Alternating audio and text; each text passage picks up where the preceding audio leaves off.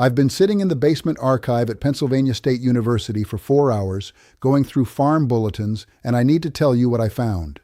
What I found in a 2020 engineering paper changes everything you think you know about cooling a house. 20.7 degrees Celsius. Hold that number. I found it between root cellar studies, passive ventilation notes, and old storage reports. No glossy brochure, no thermostat ad, no smiling installer, just measurements, air in, air out, soil depth, pipe length, fan draw, 20.7 degrees Celsius. Then I kept reading. The number got worse for the people selling you mechanical comfort. At the longest buried run, the reported pre-cooling reached 20.7 degrees Celsius. That is 37.3 degrees Fahrenheit, from soil, through pipe, with almost nothing moving. I am not talking about a fantasy. I am talking about a method simple enough to build behind an ordinary house. You bury the air path where the ground stays stable. You move hot air through it slowly. You let the earth strip out heat. The fan only helps it along. Here's what the evidence shows. And here's why nobody was supposed to find it. You can turn an ordinary fan into the front end of a serious cooling system by feeding it air the earth already tempered. In many places, that buried temperature band stays near 54 to 58 degrees Fahrenheit while the surface bakes. And yes, this works even if your house was built 50 years ago, you live in a city, you've never done this before, or you don't have land. Stay with me. Because what I found in Holmes County uses the same physics the Persians used to cool desert air more than 2,000 years ago. The science is brutally simple. The deeper soil below your frost depth stops behaving like the air above it. Daily swings fade first. Seasonal swings flatten next. That is why caves feel steady. That is why basements lag behind summer. The United States Department of Energy describes Earth-coupled systems as using stable ground temperature for heating and cooling, and Natural Resources Canada calls buried air exchange a passive geothermal technology. A 2020 Earth-to-Air heat exchanger study reported maximum pre-cooling of 13.3 degrees Celsius at 30 meters and 20.7 degrees Celsius at 100 meters. That is measured performance. Think about your car radiator. Hot fluid moves past cooler metal and heat leaves fast. This works the same way, but with air and dirt. Your inline fan is only the pump. The ground is the heat sink. A 6-inch inline fan pulling 48 to 92 watts can move air through buried pipe, while a central air compressor often draws 2,100 to 4,900 watts. In field terms, that means multiple units of cooling benefit for every single unit of electrical input. Call it an effective coefficient of performance. 3 units of cooling for 1 unit of input is strong for many heat pumps. This can beat that when the earth carries the load. That gap represents a massive market in equipment, refrigerant, service, and replacement every year. And that is why you have never heard of this. I felt that difference in Holmes County, Ohio, outside Berlin, on an August afternoon when the fences clicked in the heat. My truck read 91 degrees. The gravel shimmered. The air outside felt metallic. Then I stepped into a small outbuilding tied to buried ventilation. The space felt settled, not cold. Settled. I heard no condenser, no compressor, no hard cycling roar, only soft air moving through wood and shade. I asked Eli why the room stayed usable when the fields felt punishing. He tapped the ground with his boot and told me, "The earth does not argue." I wrote that down immediately. His family had used variations of the same approach for 4 generations. The method came west with people carrying building habits from the Palatinate, Alsace, and Canton Bern into Pennsylvania, then Ohio. That knowledge never disappeared. It was written out of the manual. It was waiting. A Penn State root cellar research report in 2006 confirmed the same buried, ventilated, low-energy logic in food storage spaces built to ride stable ground temperatures. Go back farther, and the pattern becomes impossible to ignore. In Yazd, Persian builders raised tall brick wind catchers above roofs and pulled air downward across shaded shafts and underground water. In the American Southwest, native builders thickened adobe walls, sank rooms partly below grade, and used tiny openings to flatten brutal daytime heat. In Han Dynasty China, earth-sheltered dwellings used packed soil mass to hold interior temperature steadier than the surface. Different language, same answer. The Romans learned it their own way through buried storage, shaded masonry, and underground passages where summer heat lost force below stone. Medieval Germans did it with cellars, spring houses, and deep masonry storage under timber homes. The Persians didn't read this in a textbook. They figured it out the way all real knowledge gets discovered, by paying attention to what the earth was already doing. Every civilization that mastered extreme heat arrived at the same answer independently. The Amish never forgot. They carried it from the Palatinate to Pennsylvania and Ohio 270 years ago and kept building it because it worked and because they never needed anyone's permission to do what made sense. The break began when comfort became a product instead of a practice. In 1906, Willis H. Carrier secured his patent for an apparatus for treating air and protected a machine-based path to cooling. That decision mattered. A house cooled by shade, masonry, ventilation, and earth threatened future sales in compressors, ductwork, refrigerants, and service. Today, that protected market sits inside an American HVAC business worth tens of billions each year. The mechanism was not a midnight ban. It was a change in definition. Once professional comfort moved into engineering standards, design manuals, and code language, cooling became something delivered by equipment. The American Society of Heating and Ventilating Engineers helped standardize indoor conditions around mechanical control during the early 20th century. Then design schools taught those assumptions as normal. Then code culture reinforced them. If a method was local, passive, soil-coupled, or outside a catalog, it stopped being serious. It stopped being financeable. It stopped being specified. It never had to be outlawed. It only had to be left out. The Allies benefited together. Carrier and other manufacturers sold the machines. DuPont and General Motors profited after forming kinetic chemicals in 1930 to produce chlorofluorocarbon refrigerants for that machine economy. Government normalized the status shift when air conditioning reached Congress in 1928 and 1929. Media finished the job by selling cooled life as modern status and paid comfort. The money moved through hardware, chemistry, installation, and advertising. Everybody in that chain won when you forgot the earth. An entire field of knowledge disappeared from architecture schools, building codes, and engineering curricula. Not because it failed, because it wasn't profitable. And the pattern did not end there. During the fights around the 2021 International Energy Conservation Code, equipment-centered groups fought intensely over what future buildings would be required to buy and install. The Air Conditioning, Heating, and Refrigeration Institute kept pressing agencies and lawmakers on equipment rules, and Open Secrets recorded $964,622 in federal lobbying by AHRI in 2022 alone. Nobody told you. Not your builder, not your contractor, not the man who sold you comfort. The United States HVAC market is projected above $65.20 billion within this decade. Every passive alternative installed is equipment that never gets sold, financed, serviced, or replaced. Now, if you already own a house and you're thinking this only applies to people with land, stay with me, because this next part is specifically for you. You don't need to tear up your foundation, rip out your existing system, or buy equipment.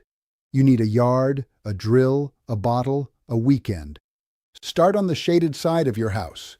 You want the intake where morning light is brief and afternoon heat is weakest. Mark a trench 32 to 48 feet long and keep it 6 feet deep from end to end. Give that run a 2% slope back toward a drain point so water never stays trapped. Then lay one continuous 6-inch line of Schedule 40 PVC or smooth wall HDPE. Do not use corrugated drain tile. The ridges hold water. The ridges grow slime. The ridges ruin the air. At the intake, build a box 18 inches above grade with stainless insect mesh, a removable furnace filter, and a rain hood. At the house end, set a sealed plenum box against a window insert, crawlspace register, or wall sleeve. Then mount a 6-inch inline duct fan rated between 48 and 92 watts. Seal every above-grade joint with butyl tape and PVC cement. Wrap exposed sections with low-E radiant foil so the last few feet do not reheat before the air reaches you. If your soil runs wet, bed the pipe in 3/4-inch washed gravel and run a 1-inch PVC condensate sleeve to daylight. If your soil stays stable, compact the base and keep the slope exact. Use a cleanout tee near the plenum and another near the intake. That gives you access. That gives you control. Condensation management is not optional. Corrugated pipe causes standing water, biofilm, and sour air. Smooth wall pipe prevents hidden moisture pockets and keeps the line serviceable.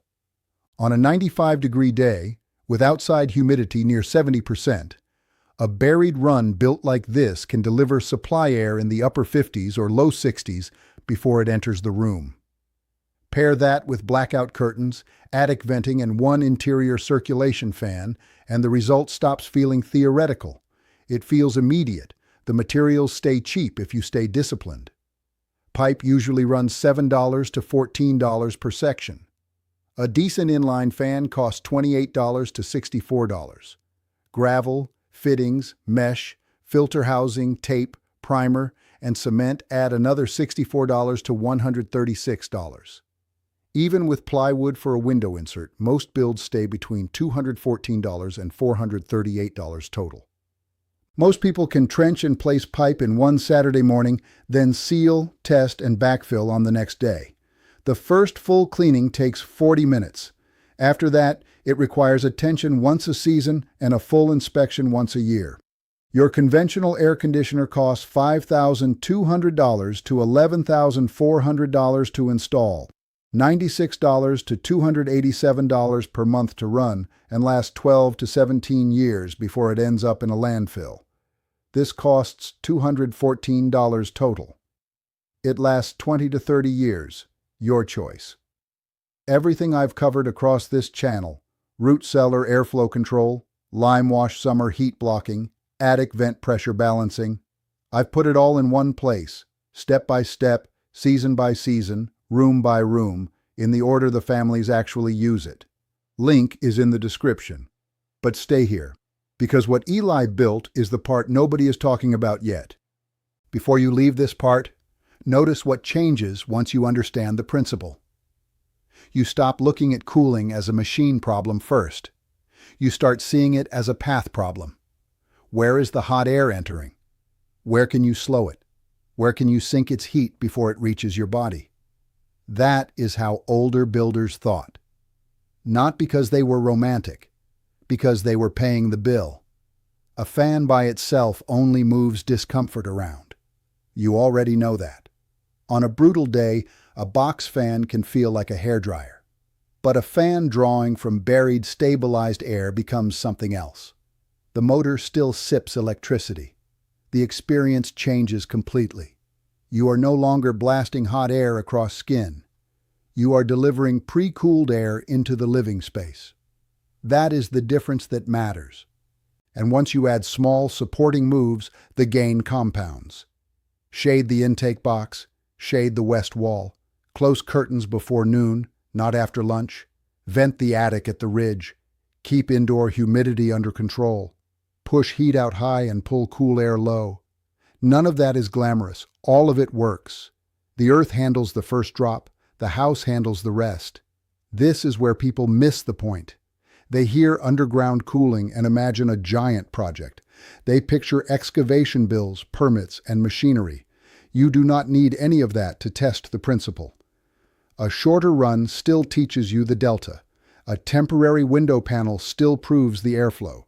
2 thermometers still tell the truth. Start small. Measure honestly. Let the numbers make the argument. I have watched that happen. The first reaction is curiosity. The second is anger. Because once you see a 15-degree drop from a buried path, the monthly bill starts looking different. The service call starts looking different. The whole sales pitch starts sounding thin. Not because the machine never works, because the machine was sold as the only answer. It wasn't. Nobody told you. Not your builder. Not your contractor. Not the man who sold you comfort. They sold the compressor. They sold the replacement cycle. They sold the refrigerant. They sold the emergency call in July. They did not sell the ground beneath your feet, because the ground beneath your feet does not generate recurring revenue. It just sits there, quietly winning. That is why the Amish example matters so much. They did not preserve this knowledge in a museum. They used it. They adjusted it. They passed it along through chores, not conferences. A grandfather dug one line. A father repaired the drain. A son learned where the slope mattered. A daughter learned why the intake stayed shaded. 4 generations later, the principle still worked because the principle never changed. And that should bother you. We live in a culture that mistakes complexity for intelligence. If a system hums, flashes, and needs software, it looks advanced. If a system is buried, silent, and cheap, it looks primitive. That is branding. That is not engineering. Real engineering asks a simpler question. What removes the heat with the least cost, the least failure, and the least dependency? Sometimes the honest answer is dirt. You should also understand the limit.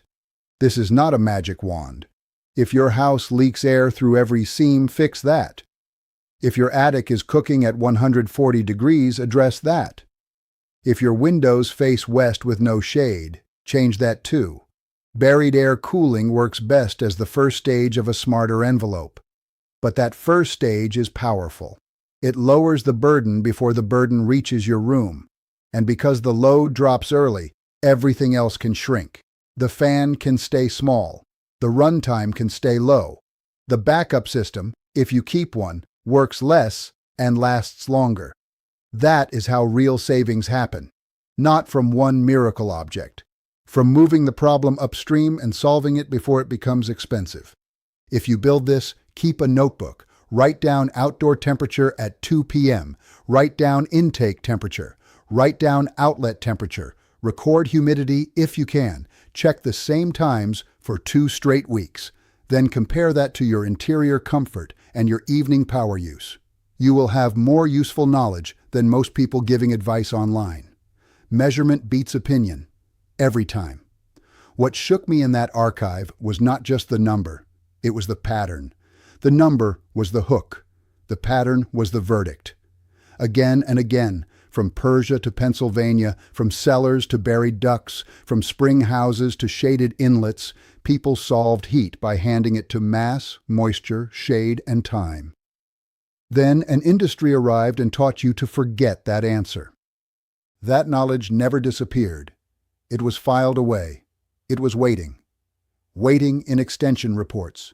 Waiting in county records. Waiting in farm habits nobody thought to market. Waiting in the simple fact that 6 feet down, the earth is calmer than the sky. Once you see that, the whole story changes. Your house stops being a box that must be rescued by machinery. It becomes a place that can cooperate with physics again. And that is why this matters beyond one summer project. First, you cool one room. Then you cool a workshop. Then you start asking what else the house can do without begging the grid for mercy. Then you start asking why these principles vanished from the books you were handed. Stay with that question. Keep pulling. It opens more doors than a thermostat ever will. If you're the kind of person who believes that real knowledge has been quietly pushed aside to protect someone else's profit, you already know what to do. Hit subscribe. Not for me. For what comes next. Because this is not a channel. This is a quiet movement of people who have decided they're done being sold what they already own. I want to hear from you. Drop your state, your July electric bill, and the oldest cooling trick your family still remembers in the comments. I read every single one, and your answers decide what we cover next. Next week, I'm going to show you what a 1946 farm document reveals about keeping food, water, and medicine cold through August with nothing but lime, shade cloth, and moving air. And the report that proves state experts knew about it decades before selling you the powered version. You're not going to want to miss that one. And there is one more reason this matters: reliability. A compressor fails at the worst possible hour. A buried airline does not wake up one morning and demand a circuit board. It sits there. It keeps exchanging heat. It keeps doing the job you asked it to do. If the fan dies, you replace a fan. If the filter clogs, you clean a filter. That is a completely different level of risk. Lower complexity means fewer surprises, fewer emergency bills, and fewer moments where your comfort depends on a truck arriving before sunset.